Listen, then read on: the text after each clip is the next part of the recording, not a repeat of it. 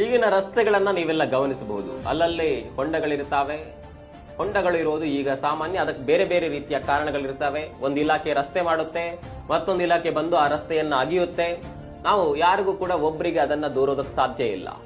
ರಸ್ತೆ ಮಾಡಿ ತುಂಬಾ ದಿನಗಳಾಗಿರೋದಿಲ್ಲ, ಅದರ ಪಕ್ಕದಲ್ಲೇ ಪೈಪ್ಲೈನ್ ಮಾಡ್ತಾರೆ, ಪೈಪ್ಲೈನ್ ನ ಮಣ್ಣನ್ನು ತೆಗೆದು ರೋಡಿಗೆ ಹಾಕ್ತಾರೆ, ಆನಂತರ ರಸ್ತೆ ಹಾಳಾಗುತ್ತೆ. ಅದು ಬೇರೆ ಬೇರೆ ವಿಚಾರಕ್ಕಾಗಿ ರಸ್ತೆಯಲ್ಲಿ ಹೊಂಡಗಳಿರ್ತಾವೆ.